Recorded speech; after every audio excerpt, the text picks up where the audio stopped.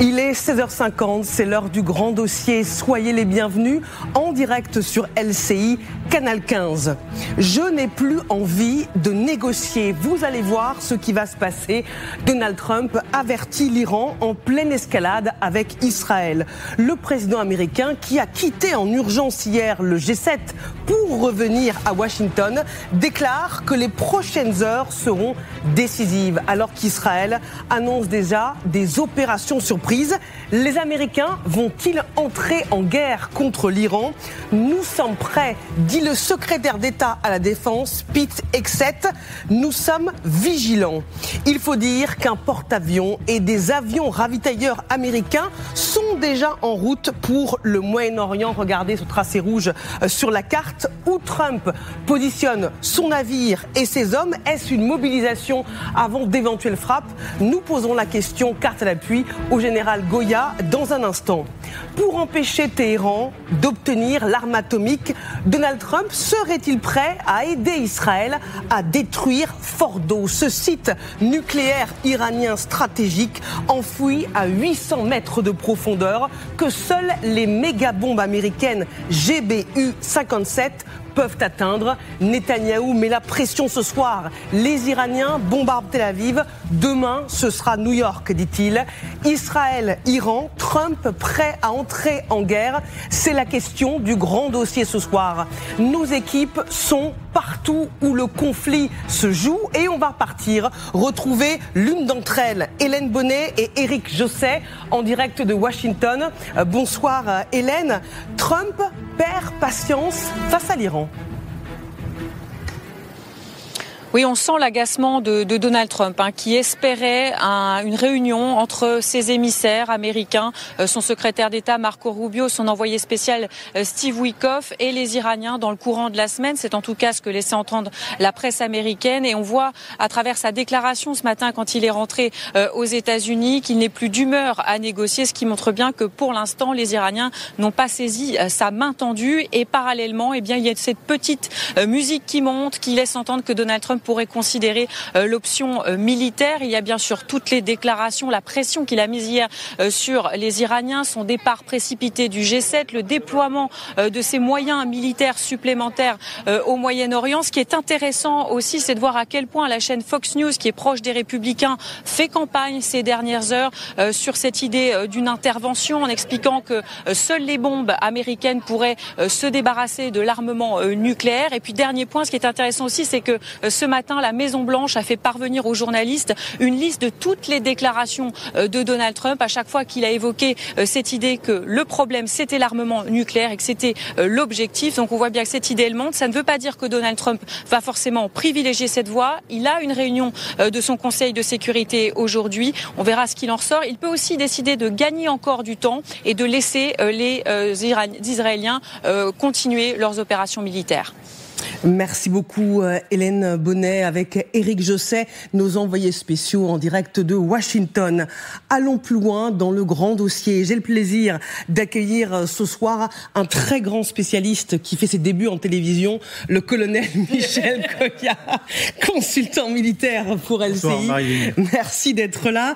Elisabeth Shepard-Selam, bonsoir. Bonsoir. Grande spécialiste des États-Unis, des questions de défense et de sécurité, maîtresse de conférences. Marc Semo, bonsoir. Bonsoir. Vous aussi, un petit nouveau journaliste spécialiste dans les questions internationales, collaborateur au Monde et à Challenge. Ce soir, le régime iranien retient son souffle car le président américain a formulé cet avertissement de retour aux États-Unis. J'ai dit aux Iraniens qu'il fallait négocier l'accord. Je leur ai dit. Ils ont perdu beaucoup de vies. Ils auraient dû accepter l'accord. Alors je vais pas vous mentir, j'ai plus vraiment envie de négocier. Vous avez dit qu'il fallait évacuer Téhéran ? Oui, je pense qu'il le faut, ce serait plus sûr. Beaucoup de choses horribles vont se passer et c'est beaucoup plus sûr d'évacuer. Une déclaration qui fait suite à une série de messages inquiétants pour l'Iran, déjà postés par le président américain sur son réseau social préféré. L'Iran aurait dû signer l'accord que je lui ai demandé de signer. Quelle honte, quel gâchis de vies humaines. En bref, l'Iran ne peut pas posséder l'arme nucléaire. Je l'ai dit et répété, tout le monde doit évacuer Téhéran immédiatement. Le président américain qui ordonne aux habitants de la capitale iranienne d'évacuer. Qu'est-ce que ça veut dire, Elisabeth, vous qui parlez le Trump couramment? Alors, je suis pas sûre de parler le Trump couramment, et tant mieux, mais il faut comprendre qu'aux États-Unis, il y avait deux camps jusqu'à maintenant qui étaient un peu en conflit, qui est beaucoup plus isolationniste, qui veut pas que les Américains se mêlent trop, qui s'engagent pas auprès d'Israël, et ceux qui sont un peu plus, on va dire, traditionnels, républicains, néoconservateurs, et plus engagés vis-à-vis d'Israël. Et la discussion, en tout cas à Washington, en ce moment, est plutôt que une côté est en train de prendre le dessus, c'est-à-dire ceux qui sont un peu plus belliqueux, et qu'ils en ont marre. Les Américains ont été très clairs qu'ils veulent pas que l'Iran a l'arme nucléaire, et que Trump lui-même est convaincu. Dans la même interview sur l'Air Force One, il dit « Moi, je m'en fous de ce que tout le monde me dit, que Tulsi Gabbard a dit. Moi, j'y crois. » Et je pense qu'aujourd'hui, il est aussi à bout et un peu impatient. À la différence du dossier ukrainien, il a aussi Israël qui a les moyens à la fois de frapper et de se protéger et en quelque sorte de faire le sale boulot. Mais qu'est-ce qu'un président à bout, les mots que vous prononcez sont forts, peut faire? Je pense qu'il peut tout s'engager auprès d'Israël.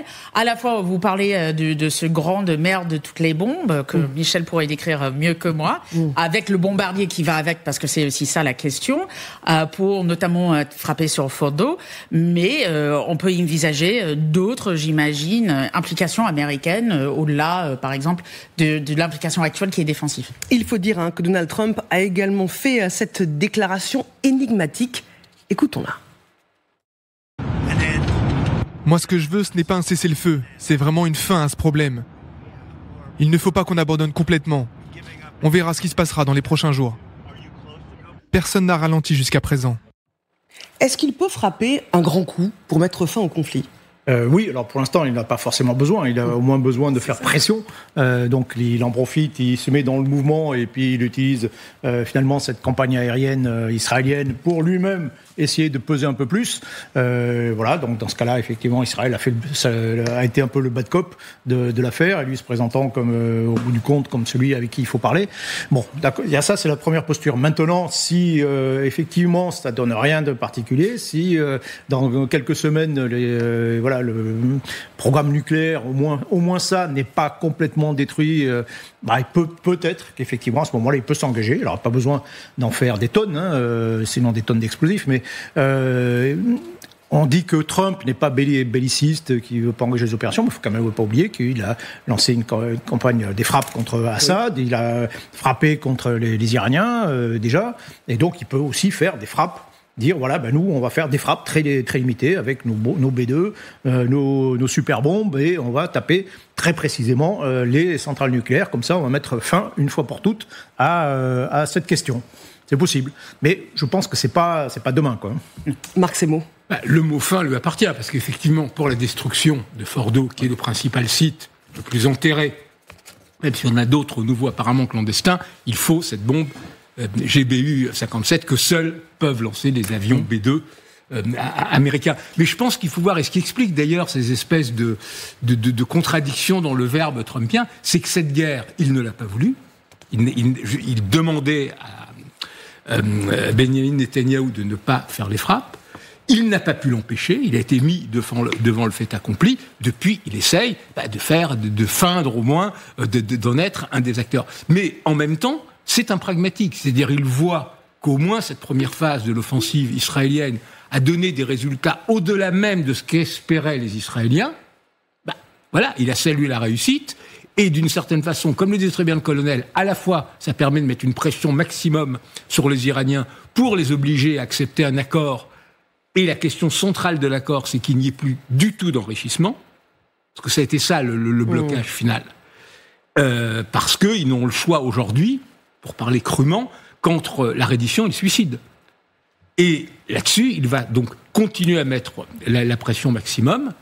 Et effectivement, lui seul peut d'une certaine façon finir le travail parce que il y a le matériel militaire pour, et comme le disait très bien le colonel, ils n'ont pas hésité face aux Iraniens à frapper à très haut niveau. Ils avaient tué le chef mythique de la force Al-Quds, de la force d'élite des gardiens de la Révolution, Qassem Soleimani, en janvier 2020, ce qui était quand même une décision lourde et qu'il avait pris sans hésiter. Ce qui est sûr, c'est que les Américains jouent avec les nerfs du régime des mollahs. Regardez à nouveau ce que dit le secrétaire à l'américain à la défense, Pete Hegseth.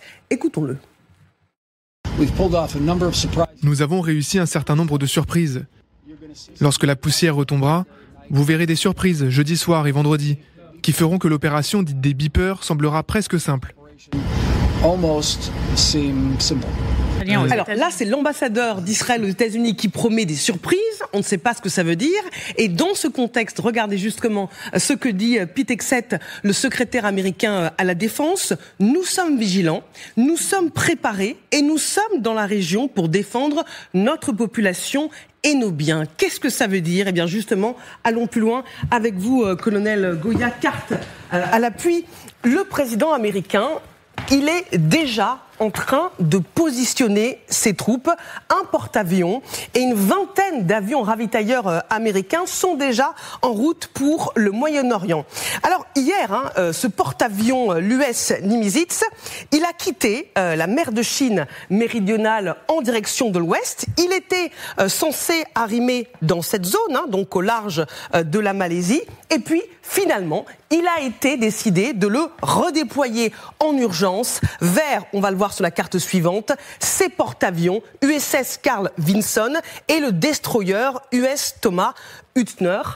Pourquoi une telle redirection? Tout simplement parce que les États-Unis sont en train de réunir une force de frappe colossale, enfin au moins très importante. Porte-avions Nimitz, c'est le plus ancien des porte-avions au passage américain. Ils en ont 11, donc il y en a déjà 2 qui sont sur place. Là-dessus, ou sur le Carl Vinson, vous avez à peu près entre 50 et 60 chasseurs bombardiers, dont des F-35 et des F-18, comme celui de Tom Cruise dans Maverick. Ça ressemble un peu à la mission, bien sûr. Donc tout ça, c'est réuni. Il ne faut pas oublier que vous avez au Qatar, vous avez une base aérienne qui a à peu près la même puissance de feu qu'un porte-avions. Plus, on ne le voit pas, mais il y a un sous-marin Oyo, qui est un gros sous-marin, un ancien sous-marin lanceur d'engins, mais qui porte maintenant 150 missiles de croisière, qui est là aussi. Et puis, vous avez la base de Diego Garcia, qui est au centre de l'océan Indien, où se trouvent les fameux bombardiers B-2 furtifs et les bombes, les GBU-57, qui est l'ultima ratio, l'ultime argument de cette guerre. Donc concrètement, ils sont en train de réunir une force de frappe qui est au moins équivalente à celle d'Israël en termes de capacité d'avion, avec cette particularité qu'elle sera beaucoup plus près de l'Iran, donc elle peut faire 2 fois plus de missions dans une même journée que les Israéliens. Donc c'est encore plus que les Israéliens. Donc voilà, on réunit en gros bâton dans la région. Il était déjà assez gros, il est déjà pas mal, mais là il est encore plus gros. On voit très bien donc que les Américains sont donc prêts à agir en regroupant tous leurs porte-avions près de l'Iran. Alors une vingtaine d'avions ravitailleurs américains, je le disais, sont déjà en route pour le Moyen-Orient. On peut regarder sur la prochaine carte évidemment le tracé grâce à Flight Radar. Ils ont fait une étape intermédiaire au Royaume-Uni, on va le voir sur l'autre carte, pour répartir justement, repartir là depuis le Royaume-Uni dans cette direction. Oui. Pourquoi ? Quel est l'intérêt ? Ils s'approchent effectivement du Proche-Orient, mystérieusement. Donc ça, ce sont des citernes volantes. Il faut bien comprendre que ils sont indispensables, ces engins sont indispensables à des campagnes aériennes de longue durée. Les Israéliens, ils sont très loin, quand ils frappent très loin du territoire iranien, ils doivent faire à peu près au moins 3500 km aller-retour. Donc ils ont forcément besoin d'avions ravitailleurs. Ils en ont un certain nombre, mais peut-être pas assez pour faire des opérations de grande ampleur. Et pour notamment, alors ça sert, là on voit un KC-135 par exemple, il faut un ravitaillement. Ça c'est bien parce que, je le rappelle, il y a 2 choses. Soit vous ravitaillez pour aller en Iran et revenir, donc notamment les F-35 qui sont un peu courts sur pattes, même si les Israéliens ont rajouté des réservoirs jetables, mais ils ne peuvent pas faire l'aller-retour sans être ravitaillés. Donc on a besoin pour ça. Ça, c'est le premier emploi. Les autres avions, F-15, F-16, sont assez endurants pour le faire sans forcément ravitaillement en vol. Et puis ensuite, vous avez des missions permanentes. C'est-à-dire que vous pouvez laisser des avions statiques près de l'Iran pour aller frapper des cibles dites sensibles ou fugitives. On repère une personnalité que l'on veut tuer, un général que l'on veut tuer, on le cible, et là, il faut un avion tout de suite. Et donc, l'avion, il est en l'air, mais le temps qu'il reste en l'air, il faut le ravitailler. Donc, ça sert à ça. Donc, encore une fois, c'est indispensable à un effort de guerre. Alors, 20, c'est beaucoup, oui. Si, en admettant qu'ils aillent tous dans la région. Donc, il y en a peut-être pour les Israéliens. Là, on voit le KC-146. La différence ? C'est plus moderne, c'est plus récent. Mais les Israéliens en ont commandé 4. Donc c'est peut-être simplement la livraison qui est en cours de ces 4 engins qui sont très utiles aux Israéliens, mais le reste peut servir aussi aux Américains. Donc dans tous ces déploiements de force, on a vu tous les avions qui étaient déployés, etc., mais il nous faut aussi des ravitailleurs, tout simplement. Et ce sont ces ravitailleurs qui arrivent, donc c'est un élément indispensable au fonctionnement de toute cette force de frappe qu'on a vu se réunir. Ah, c'est passionnant, colonel. On va poursuivre ce débat en plateau avec vous, Marc Semo, et puis évidemment avec Elisabeth Shepard-Selam. Là, est-ce qu'on est au-delà de la pression, de la dissuasion, quand on fait ce genre de redéploiement dans la région ? Disons déjà, c'est une pression énorme, et effectivement, on est peut-être au-delà. Alors, toute la question, c'est aussi l'attitude de l'Iran.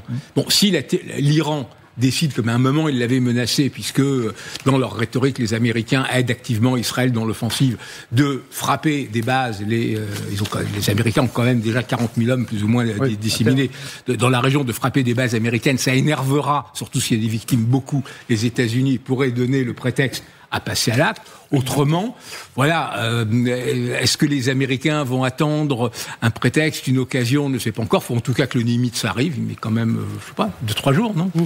Oui. Voilà, mais il serait peut-être parti avant même le début des frappes israéliennes. C'est ça qui est intéressant. Il a reçu le signal de rejoindre le Golfe avant le début de l'opération israélienne. Donc, voilà. Alors que l'opération était quand même coordonnée avec les Américains. Donc, voilà. Les Américains le savaient très bien ce qui allait se passer. On pense que peut-être justement le top chrono a été donné avant même que le monde sache ce qui allait se passer avec Israël. Juste une chose sur les ravitailleurs en vol, pour le coup. Normalement, ils avaient commandé 4. Oui. 2 pour 2026, 2 pour 2028. Oui, alors. Avec 4 de plus qui pouvaient venir, sachant qu'ils ont quand même des vieux ravitailleurs en vol Boeing 707, je crois, c'est des ça, ils en ont 9 et 2 KC-130. C'est ça. Qui sont plus petite capacité. Qui sont plus petites, je crois que c'est eux qui volent dans le ciel syrien en ce moment pour aider, pour permettre cette opération, mais effectivement qui, sur la longue durée, si ça continue, il va falloir aussi... Oui, et puis vous pouvez pas, dans ces avions, et vous cramez du potentiel aussi. Vous pouvez pas les utiliser non-stop, 24 heures sur 24, et ils ont des heures de vol, il faut à un moment donné, il faut les remplacer. Donc, oui, il en faut beaucoup. Une campagne aérienne de longue durée égale beaucoup d'avions ravitailleurs. Est-ce qu'on peut déjà considérer que les Américains sont déjà des co-belligérants parce qu'ils sécurisent le ciel pour permettre à Israël de frapper l'Iran ? C'est une notion juridiquement très floue, la notion de co-belligérant. Mais oui, c'est vrai que c'est la question. La réponse américaine, non, parce qu'ils n'aident Israël que à se protéger. Ils l'ont dit et ils l'ont redit. Ça risque de changer assez rapidement. Moi, j'ai du mal à croire que tous ces avions et tous ces bateaux et navires, ils vont juste pour protéger au cas où. Qui n'en ont pas vraiment besoin. Qui n'ont pas vraiment besoin parce que les Israéliens, quand même, et les Américains qui sont déjà là, avec 2 batteries THAAD sur place, avec le personnel qui vont avec, pour moi, c'est pas défensif. On verra ce que ça donne à l'avenir. Mais pour l'instant, ils l'ont dit parce qu'il y a aussi cet enjeu dont parlait Marc, c'est-à-dire les bases américaines et le personnel américain sur place, dans la région, où ils sont très inquiets parce que les Iraniens, bien évidemment, ont déjà menacé. Je vous pose la question, notamment, colonel, parce qu'un expert interviewé par l'excellent site TF1 Info dit « Les Américains sont impliqués dans ce conflit puisque ce sont eux qui assurent le couloir aérien qui permet aux avions de chasse de l'armée israélienne d'aller bombarder l'Iran. Il y a un échange d'informations très important entre les deux pays. Il serait donc illusoire de croire que les Américains ne participent pas déjà à cette guerre. » Ah non, mais qui participe, oui, bien sûr. Alors, c'est pas pour autant. Alors, le co-belligérant, je pense qu'il faut oublier ce mot. On oublie le mot co-belligérant. Soit on fait la guerre, soit on la fait pas. Donc là, ils aident incontestablement Israël. Lorsque les Américains auront tué un premier Iranien, là, oui, on pourra considérer qu'ils sont en guerre. Mais pour l'instant, oui. Déjà, comme Elisabeth le soulignait, il y a déjà des batteries THAAD qui sont servis par des soldats américains qui sont sur le territoire israélien, qui protègent le ciel israélien. Ils fournissent très certainement des renseignements, ils vont peut-être fournir très certainement aussi un soutien, déjà les munitions, les munitions qui sont utilisées par les Israéliens, les munitions qui tombent sur l'Iran, elles viennent d'où, d'après vous? Elles viennent des États-Unis, tout simplement. Donc oui, il y a déjà une aide, il y a un soutien intermilitaire, on appelle ça un soutien, qui est fait. Bon, maintenant, ils peuvent aussi aller un peu plus loin. Et puis, en ce qui concerne le couloir aérien, ce fameux couloir aérien, en gros, les Israéliens, ils passent par la Syrie, le Kurdistan, puis après, ils arrivent en Iran. Mais en fait, ce couloir, il est complètement ouvert. C'est ça. Et comme le ciel iranien, en plus, est complètement ouvert pour le moment, donc il n'y a pas forcément besoin des Américains pour assurer la liberté de mouvement. Restez avec nous. Donald Trump serait-il prêt à aider Israël à détruire Fordo, ce site nucléaire iranien stratégique enfoui à 800 mètres de profondeur que seules les méga-bombes américaines, on en parlait, GBU 57, peuvent atteindre? Netanyahou met la pression pour convaincre Donald Trump. Les Iraniens bombardent Tel Aviv. Demain, ce sera New York, dit-il. À tout de suite dans le grand dossier.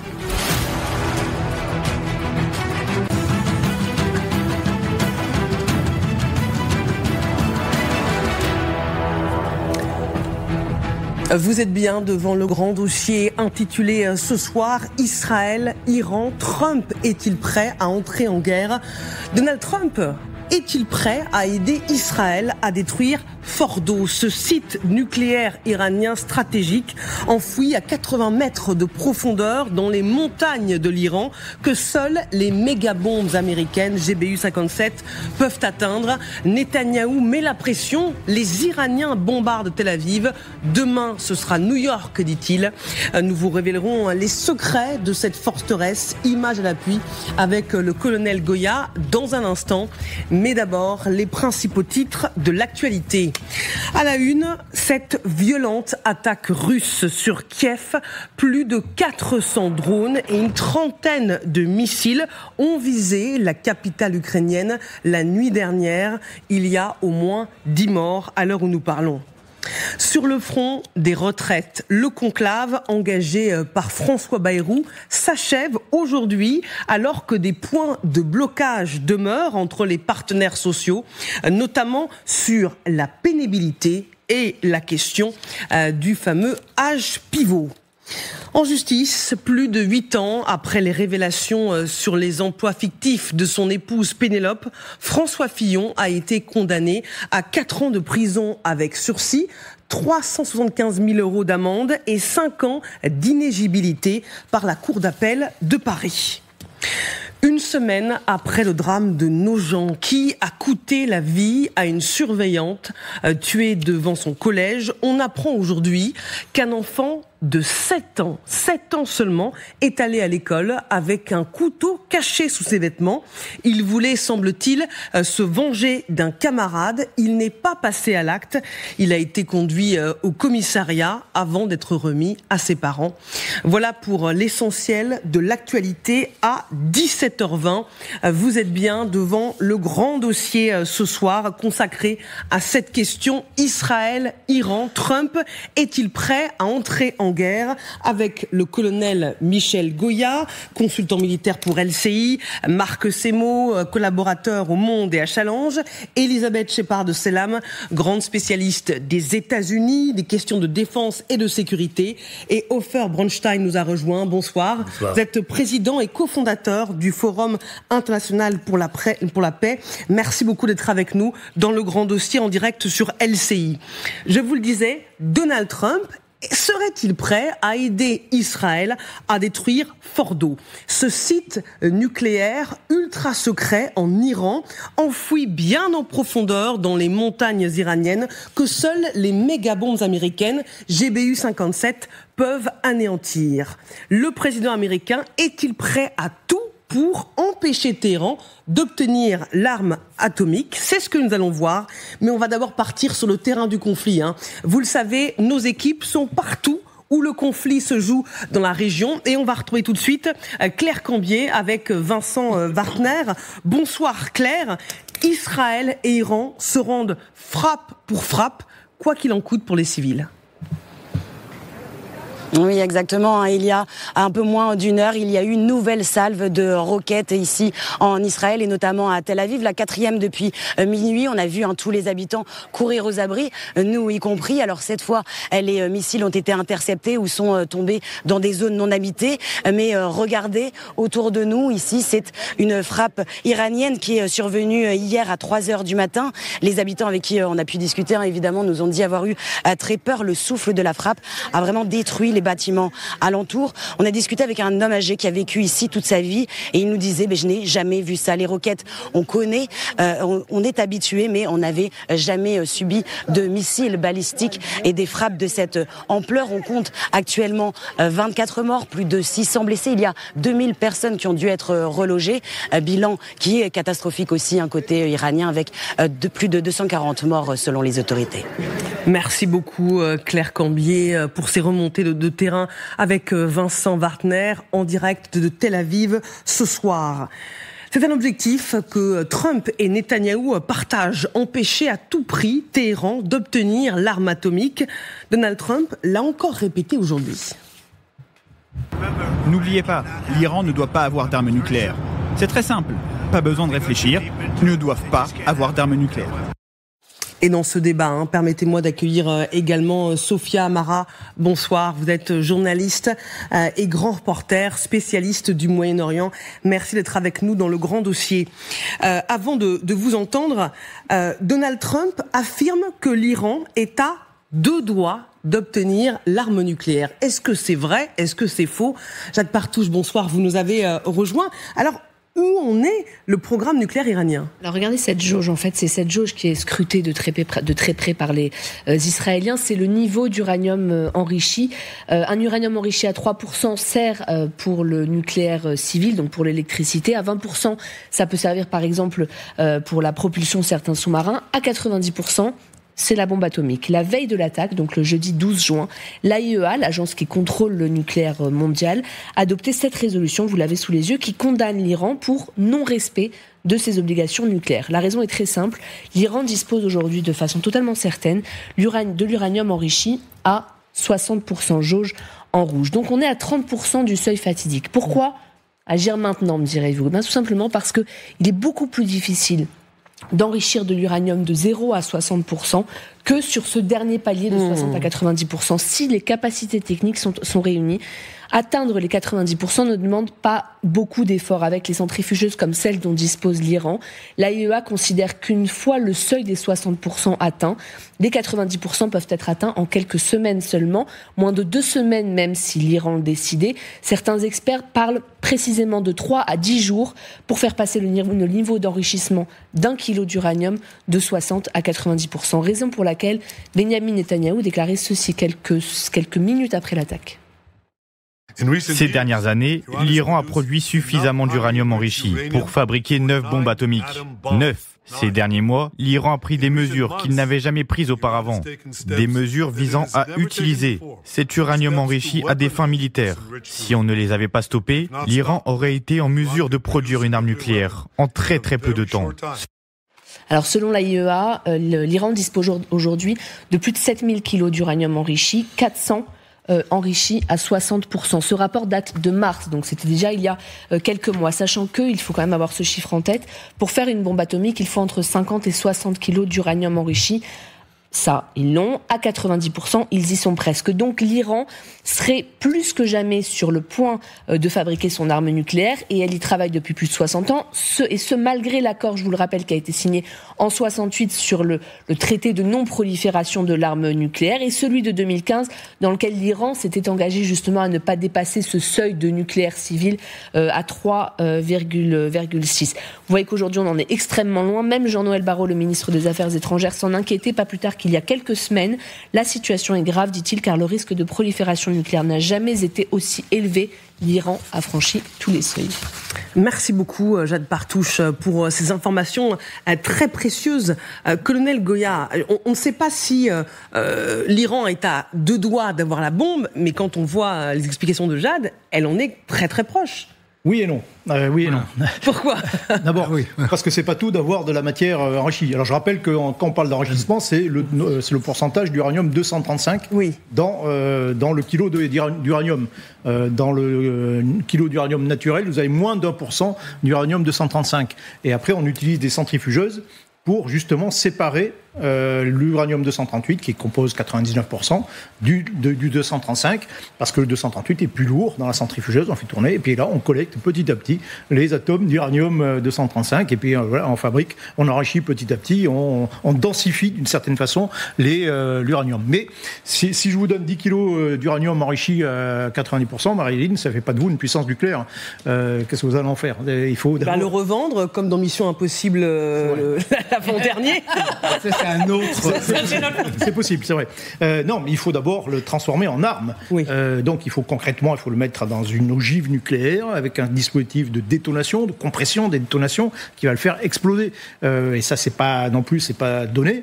D'autant plus qu'il faudra le faire suffisamment petit pour pouvoir le porter. Et donc, vous avez le troisième étage qui est le porteur, justement, le vecteur. Donc, au moins un missile, probablement. Ça peut être un bombardier, ça peut être. Vous pouvez éventuellement le porter un sac à dos. Mais c'est plus long pour arriver jusqu'en Israël.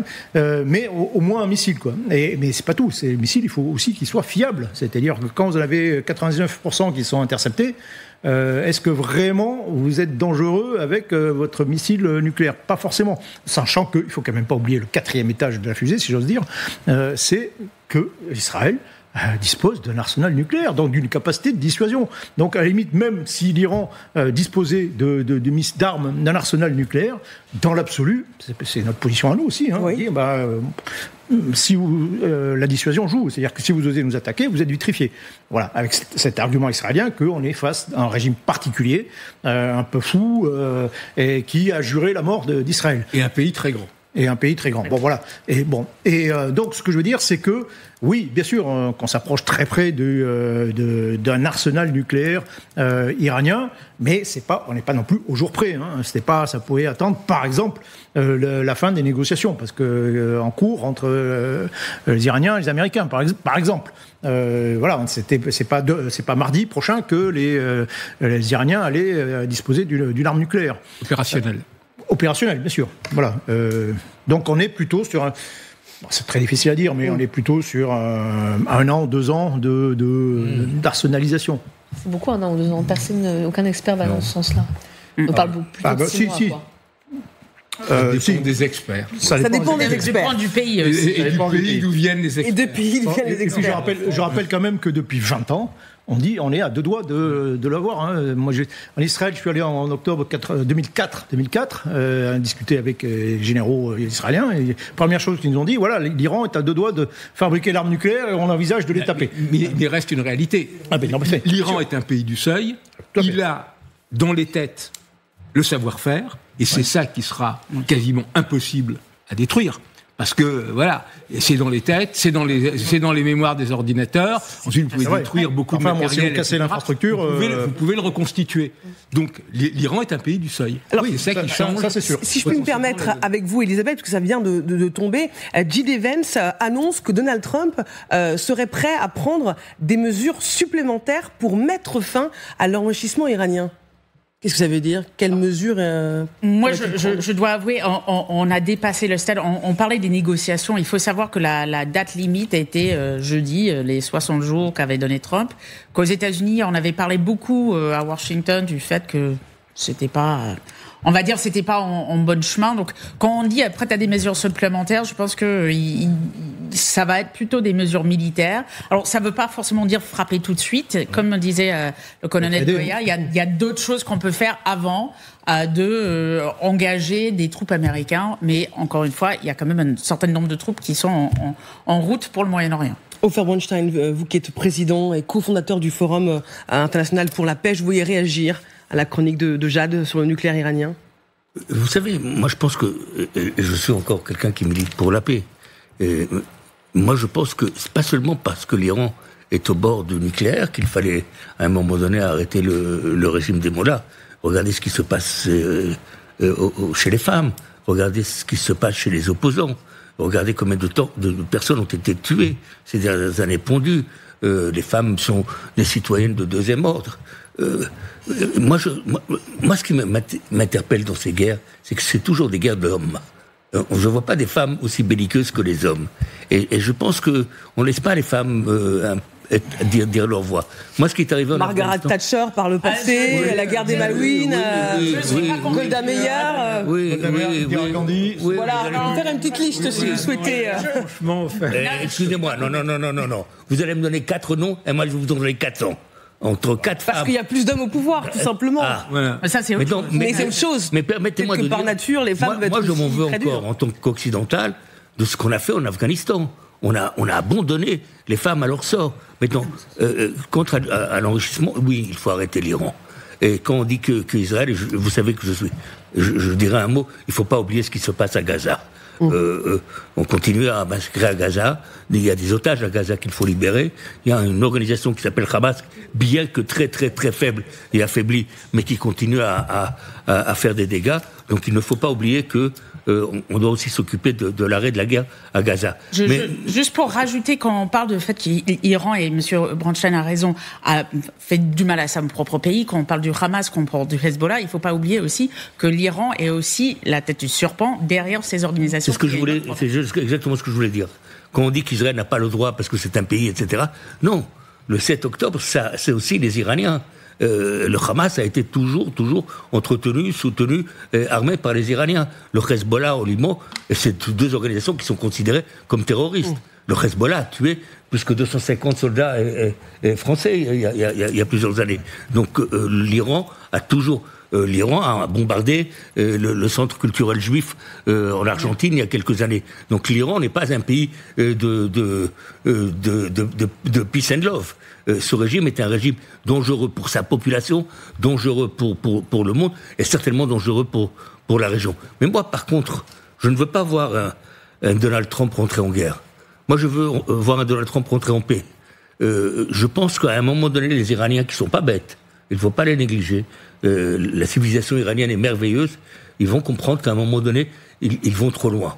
Je crois qu'ils vont reprendre les négociations et accepter les limites de l'enrichissement, ne pas aller jusqu'à l'arme nucléaire, mais en échange, ça peut nous régler aussi le problème israélo-palestinien, puisque les Iraniens disent que tout ce qu'ils font, c'est pour la cause palestinienne, puisqu'ils représentent, eux, les malheureux du monde entier. On n'est pas obligé de les croire. Non, d'accord, justement, mais prenons-les au mot. Si ce que voulait faire le président Macron aujourd'hui même, à New York, et ça a été repoussé, si on reconnaît un État palestinien contre un arrêt des hostilités avec les Iraniens, et pour une normalisation, pourquoi pas? On a le droit de rêver une normalisation entre Israël et l'Iran. Moi, je veux vous rappeler que... Vous êtes optimiste, face à un pays qui dit qu'il veut détruire Israël. Je ne fais que citer le régime de Mollah. C'est un régime qui dit qu'il veut détruire Israël. Là, c'est vrai. Oui, le régime, j'ai bien dit le régime, je n'ai pas dit les Iraniens. Vous savez le nombre d'Iraniens en Iran qui soutiennent Israël. Mais je vous dirais autre chose, n'oublions pas que l'Iran a été le premier pays musulman à reconnaître Israël et à avoir une ambassade en Israël et un drapeau à Tel Aviv. Et Tel Aviv avait un drapeau à Téhéran. Alors, on va poursuivre ce débat. Est-ce qu'on peut revenir justement à cette époque-là? Sophia Amara, qui est encore connectée avec nous, est-ce que la peur que l'Iran obtienne la bombe atomique est une peur légitime, ou est-ce que c'est un argument brandi par Trump pour passer à l'action ensuite? Bien sûr que c'est un argument légitime, mais rien n'est fait dans cette guerre pour atteindre cet objectif, puisque pour y arriver, il faudrait utiliser les fameuses mégabombes américaines qui, pour l'instant, ne sont pas entrées en action. Ce qui se passe aujourd'hui, c'est qu'on voit une armée israélienne qui bombarde non seulement les sites nucléaires et les sites militaires, mais également d'autres sites qui n'auraient pas dû entrer dans la ligne de mire des Israéliens. Concernant ce que vous disiez, Monsieur Ofer, concernant la paix avec les Iraniens, ce n'est pas l'Iran le premier pays musulman qui a reconnu l'État d'Israël, c'est le Parti communiste palestinien à l'époque. Et faire la paix avec le nouveau régime, ça sera évidemment bien, mais ce qui se passe, c'est que le problème, il est central, c'est la question palestinienne pour eux. Et ça, par contre, ça n'est pas réglé, ça n'en prend pas le chemin. Sophia Amara, vous restez avec nous justement pour empêcher à tout prix l'Iran d'obtenir la bombe atomique. Est-ce que Trump pourrait aider Israël à détruire Fordo, qui est ce site nucléaire ultra stratégique, ultra secret, enfoui dans les montagnes d'Iran, que seules les mégabombes GBU-57 peuvent atteindre? Eh bien, allons plus loin avec vous, colonel Goya. Images satellites à l'appui. Il faut savoir que le site de Fordo a été construit dans le plus grand secret il y a 23 ans. Téhéran avait accepté de transformer Fordo en un centre de recherche à visée civile, mais on l'a vu, le retrait américain de l'accord 2015 a changé la donne. Alors, il faut dire que ce site, il est donc très difficile à atteindre parce qu'il est enfoui dans les montagnes à 160 km au sud de Téhéran. Regardez le point de contrôle ici, le périmètre de sécurité avec les miradors et on voit donc à l'extérieur donc le bâtiment en blanc à la surface. Et si on fait un zoom, on voit les centrifugeuses souterraines qui sont donc en profondeur sous les montagnes. Et là, c'est l'entrée des tunnels, colonel. Donc, on voit bien que l'Iran a tout fait pour protéger au maximum ce site, sans parler du fait qu'il est étroitement surveillé, protégé par des batteries antiaériennes. Oui, on parlait tout à l'heure du film Maverick, oui. Mais c'est exactement ce scénario, en pire en fait, parce que là c'est certainement un des sites les plus défendus au monde, les plus durs à détruire au monde incontestablement. Donc on le voit, on voit en réalité, oui, les centrifugeuses ne sont même pas sur le bâtiment c'est un bâtiment de soutien, oui. Elles sont au moins, on parle de 80 mètres de profondeur, et de profondeur à chaque fois c'est pas simplement de la roche, c'est aussi on rajoute de l'acier, du béton, on rajoute des couloirs, aussi on rajoute du vide, donc c'est extraordinairement difficile, au moins à percer. Donc concrètement, pour l'instant, les Israéliens ont des bombes anti-bunker, on l'a évoqué d'ailleurs hier, des GBU-28, qui peuvent taper jusqu'à 30 mètres de profondeur, alors même en frappant une pluie, en lançant une pluie de GBU 28, plus une centaine de bombes d'une tonne, vous pouvez peut-être commencer à ébranler la zone. Déjà, vous pouvez détruire un peu les superstructures, mais pour pénétrer à l'intérieur, en réalité, il n'y a que deux solutions. Je veux dire, il y a effectivement... Donc, pour regarder un schéma qu'on a fait, parce que il montre très bien comment est construit ce tunnel. Oui. Alors, il est à 80 mètres de profondeur, mais là, c'est des centaines de mètres de couloirs. Tout à fait. Donc, d'abord, on ne sait pas très bien où sont les centrifugeuses. Oui. S'il faut les cibler, c'est encore plus compliqué. Vous voyez qu'elles sont très très au fond. Oui, voilà. Et puis vous voyez que c'est même si vous frappez, vous avez percé, vous allez repercer, devoir repercer. Tout ça, c'est protégé, c'est bétonné. Donc, c'est différentes couches qu'il faut frapper. Donc, il y a véritablement que peut-être deux solutions. Soit vous utilisez effectivement les GBU 57, et encore, c'est même pas sûr qu'on puisse arriver jusqu'aux centrifugeuses. Certains experts disent qu'il en faudrait 9 pour pouvoir... Voilà. En tout cas, il faut une pluie. Atteindre les centrifugeuses. Il faut une pluie, il faut matraquer la montagne à coups de bombes de GBU 57, plus d'autres bombes pour nettoyer, etc. Il faut faire une pluie. On ne peut pas fermer l'entrée au tunnel. Pardon ? On ne peut pas fermer l'entrée au tunnel. Oui, alors après, vous pouvez frapper toutes les infrastructures. C'est l'entrée, on pourrait frapper. C'est ce que font les Israéliens, en fait, déjà. Pour l'instant, ils frappent les infrastructures. Si vous bouchez les entrées, là aussi, évidemment, ça va gêner le fonctionnement. Et tout ça, ça doit être alimenté. Il faut un réseau électrique, par exemple. Pour les centrifugeuses, il faut beaucoup d'électricité. Donc, si vous arrivez à taper le réseau électrique, à le couper, vous allez couper le fonctionnement. Et puis, il y a la dernière option, c'est on y va à pied. C'est-à-dire que vous débarquez. Oui. Ça veut dire que vous envoyez des commandos ? Oui. Infiltrés, comme le Mossad l'est déjà en Iran. Oui, vous comprenez, vous envoyez un commando, des forces spéciales qui arrivent, qui pètent le tunnel, qui cassent le tunnel et qui pénètrent à l'intérieur. Ça, c'est une option. Les Israéliens ont fait des opérations de ce type plusieurs fois dans le passé. C'est très dangereux, c'est très compliqué, mais c'est option possible. Quand on parle des surprises possibles, on annonce des surprises, ça peut être ça, par exemple. Mais au bout du compte, peut-être qu'en frappant massivement des pluies, ça suffira à endommager, tout ça c'est assez sophistiqué, c'est assez complexe quand même, à endommager suffisamment le site pour le neutraliser, sinon le détruire, au moins le neutraliser et le rendre inopérant pendant des années. Merci, colonel. Je poursuis avec vous, Elisabeth. Qu'est-ce qui freine Donald Trump à ce point pour hésiter encore à livrer ces bombes qui permettraient, si ce n'est de détruire totalement, d'endommager le site de Fordo? D'abord, il y a des questions de politique interne. Il ne faut pas oublier que Donald Trump s'est vendu à le premier président depuis longtemps républicain anti-guerre, l'homme de la paix. On se souvient même, on en a parlé sur ce plateau. Il y a quand même une partie de son administration, notamment Steve Bannon et d'autres, qui sont proches de lui, qui sont foncièrement contre tout ce qui est engagement militaire, même s'il soutient Israël. Mais ça commence à s'effacer. On voit et on a vu notamment des reportages dans Washington Post, mais pas seulement, que les autres, qui sont plutôt anti-iraniens, mais aussi plus pour s'engager contre l'Iran, commencent à prendre le relais en termes d'influence. Mais il y a aussi, je pense, des effets, enfin des conséquences extérieures, notamment des questions d'organisation, mais aussi le fait quelles sont les conséquences pour les intérêts américains au Moyen-Orient, et sachant, comme on a déjà dit ici, qu'il y a beaucoup de bases, de troupes et d'intérêts, il doit aussi prendre du temps avant de prendre... C'est quand même une décision très importante, sachant que les Américains, quand même, vendent beaucoup d'armes en Israël, donc c'est pas simplement c'est oui ou non, il y a d'autres nuances d'engagement qui sont déjà engagées. On va poursuivre ce débat dans un instant, c'est promis, avec justement la carte des bases américaines dans la région qui pourrait très bien être frappée. Netanyahou avertit, les Iraniens bombardent Tel Aviv, demain ce sera New York, dit-il.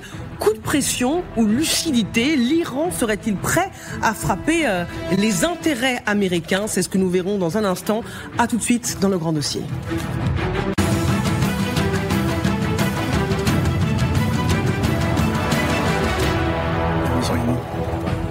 Vous êtes bien sur LCI, Canal 15, devant le grand dossier consacré ce soir à cette question. Israël, Iran, Trump est-il prêt à entrer en guerre?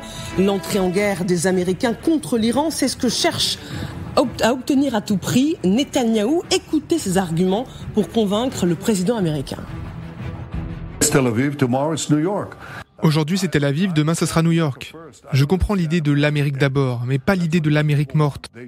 C'est ce que veulent ces gens, ils scandent « mort à l'Amérique ». Nous agissons donc au service de l'humanité. C'est une bataille du bien contre le mal. Netanyahou avertit, les Iraniens bombardent Tel Aviv, demain, ce sera New York. Est-ce que c'est un coup de pression ou une lucidité? Pas pour les bombardements pour New York. Il veut faire peur. Mais sur l'attaque... C'est basé sur rien du tout. Et c'est basé sur rien du tout. Je vois pas les Iraniens, même s'ils ont une bombe atomique, arriver à New York. Ici. Et encore une fois, ce que Monsieur le Général a dit, il ne faut pas... Monsieur le Colonel, excusez-moi. Pour moi, vous êtes général. Bon, si vous voulez. Et ce que Monsieur le Colonel dit est vrai. Celui qui utilise la bombe atomique, il va en prendre 10 sur lui. Est-ce que le régime iranien est suicidaire? Je ne le crois pas. Donc, mais la question ne se pose pas parce qu'ils n'auront pas l'arme atomique. Et encore une chose par rapport à la bombe qui peut percer des dizaines de mètres de tunnel, les Américains ne peuvent pas la donner à Israël parce qu'il faut la transporter. Et il n'y a que les Américains qui peuvent la transporter. Les Israéliens ne peuvent pas la transporter. Mais je ne crois pas qu'on en arrivera là. Je crois que dans les prochains jours, on verra petit à petit le régime s'affaiblir. Il y a des rumeurs qui disent depuis quelques jours qu'ils lancent des messages à certains pays arabes pour leur dire on est prêt à reprendre les négociations. À mon avis, je voudrais rappeler quelque chose. Quand on parlait de la position des pays arabes, l'Iran n'est pas un pays arabe. L'Iran est un pays musulman, n'est pas un pays arabe. L'Iran est un pays chiite, alors que la plupart des pays arabes sont des sunnites. Donc il y a une guerre très importante qui a toujours existé entre les chiites et les sunnites, et entre l'Iran, la Perse et les pays arabes. Donc je ne vois pas les pays arabes soutenir l'Iran. Je crois que ils sont très contents de voir les Iraniens, le régime iranien s'affaiblir. Je crois qu'il va s'affaiblir encore un peu et on reviendra aux négociations. Et je dis encore, peut-être ça ouvrira la porte à une normalisation entre Israël et l'Iran. Ce sera un game changer contre la déclaration, la reconnaissance de l'État palestinien. Alors, regardons ensemble les bases américaines dans la région. Colonel Goya, ce sont autant d'intérêts américains qui pourraient être visés potentiellement par l'Iran. Oui, alors c'est des bases de plus ou moins grande importance. Attention, il y a dont certaines qui font partie intégrale en Turquie, notamment Izmir de l'OTAN, qui sont dans la structure OTAN. Mais oui, donc il y a une présence qui est quand même évidemment très forte. Toutes ces bases, il y a des petites aussi en Syrie. On pourrait en rajouter effectivement. Il y a encore une présence américaine en Syrie, à l'est. La plus grande est au Qatar, n'est-ce pas? Oui, c'est la base de Doha. Il y a 10 000 Américains à Doha, dans la base Al-Udeid, qui est au Qatar, donc. Ces bases, oui, bien sûr, mais elles peuvent être attaquées. Alors, elles peuvent être attaquées, là aussi. D'abord, pourquoi alors, le scénario qui pourrait être, ça pourrait être le suivant, c'est de dire, voilà, l'Iran ne peut pas faire grand-chose contre Israël, mais peut faire obliger d'autres acteurs à faire pression sur Israël.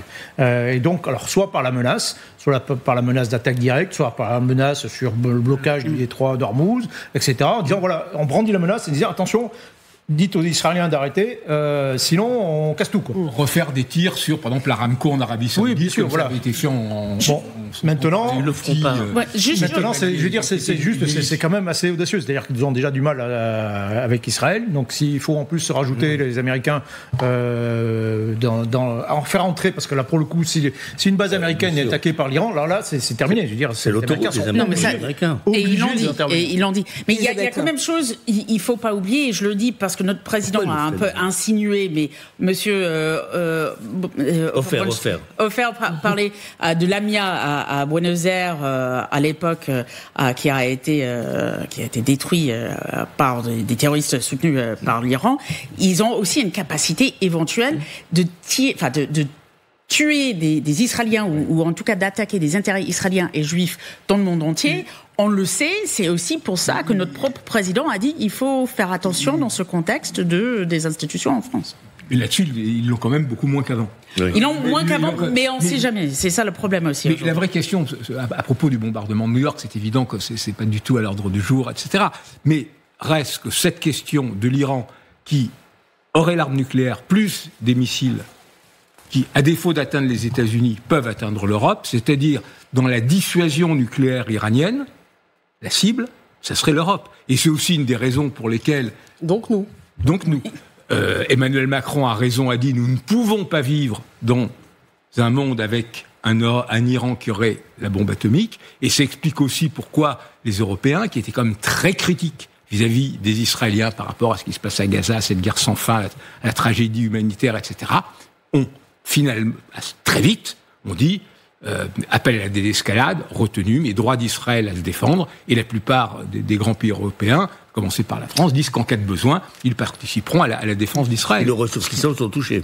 Voilà. Donc ce qui est quand même une évidence qu'il y a un risque du nucléaire iranien, et c'est ce qui fait la différence. Le risque du nucléaire iranien, permettez-moi, c'est pas qu'ils vont l'utiliser. Encore une fois, il ne faut pas négliger l'intelligence même des gens de ce régime terroriste. C'est qu'il y aura une prolification.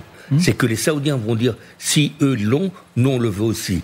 Que les Égyptiens vont dire, si les Saoudiens et les Iraniens le veulent, nous on le veut aussi. Et là, ça devient dangereux. Parce que n'importe qui, dans n'importe quelle main, ça peut tomber. Donc ce qu'il faut, c'est arrêter la prolification.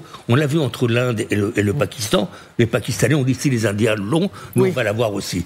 Mais les Américains, heureusement, ont calmé on a vu il y a quelques semaines dans le Cachemire les échanges de tirs entre Pakistanais et Iraniens. Ils ont tout de suite compris qu'il fallait baisser le ton, se calmer, parce qu'on ne joue pas avec les armes nucléaires. Le problème, c'est la prolification. C'est pas l'utilisation. Je ne crois pas que les Iraniens, même ce régime de terroristes, de voyous, utiliseront l'arme nucléaire. Il faut quand même rappeler que l'arme nucléaire, les Iraniens cherchent à se doter de l'arme nucléaire, pas pour détruire Israël, c'est pour se protéger des Américains. Oui. C'est pour se protéger des Américains. C'est-à-dire qu'ils ont eu... il y a un événement considérable, c'est la première guerre du Golfe, 1990. Là, on a une démonstration de force des Américains qui écrase complètement l'armée irakienne, qui s'installe d'ailleurs à ce moment-là, on voit toutes les bases, mais ils s'installent quand même globalement à ce moment-là. Et là, vous avez un certain nombre de régimes qui, par ailleurs, constatent que l'Union soviétique n'existe plus, ne peut plus les protéger, se trouvent isolés, se disent, oula, si les Américains décident de nous péter la gueule, on ne peut pas les empêcher. Donc les pays comme la Corée du Nord. Alors certains ont dit, bon, ok, on arrête, on fait profil bas, Kadhafi, à ce moment-là. Et puis d'autres disent, bon, c'est peut-être pas mal, ou dire autrement, notre seul moyen d'être protégé contre une attaque américaine, c'est d'avoir l'arme nucléaire. Et donc c'est ça l'origine. Et je rappelle aussi qu'en 2003, au moment où justement les Américains envahissent cette fois complètement l'Irak, vous avez quand même des Iraniens qui proposent, qui disent, attendez, notre programme nucléaire, on y met fin. Mais vous nous certifiez que vous ne nous toucherez pas et que on sauve le régime d'une certaine façon contre les Américains, mais en échange de... Je suis pas d'accord. Moi, je crois pas que c'est... Les Américains avaient refusé. Allez-y, contre les Américains. Moi, je crois que c'est contre les pays arabes sunnites. Il ne faut pas oublier, quand l'Iran dit « nous, on n'a jamais attaqué aucun pays », c'est vrai qu'ils le font via leur proxy. Et c'est vrai qu'eux n'ont pas attaqué aucun pays. Par contre, il y a un pays arabe très important qui les a attaqués dans les années 80. C'est l'Irak. Et il y a eu une guerre entre l'Iran et l'Irak qui a fait plus d'1 million de morts. Et c'est la résultante de cette guerre-là, où l'Iran a été attaqué par l'Irak, qui fait que les Iraniens ont décidé de commencer à développer l'arme nucléaire. Donc moi je pense que les Iraniens utilisent les sionistes et Israël et les Palestiniens comme prétexte, mais ce qu'ils veulent, eux, c'est empêcher les pays arabes et sunnites de les toucher. Je précise, si vous venez de nous rejoindre dans le grand dossier, que Donald Trump vient de publier ce message sur Truth Social, son réseau social préféré. Nous avons désormais le contrôle total du ciel iranien. L'Iran disposait de bons traceurs de ciel et d'autres équipements défensifs, et il y en avait beaucoup, mais ils ne sont pas comparables aux choses fabriquées, conçues, produites par les Américains. Personne ne fait mieux que les bons vieux États-Unis. Voilà, c'est dit. Voilà pour l'avertissement. Merci d'avoir participé à ce grand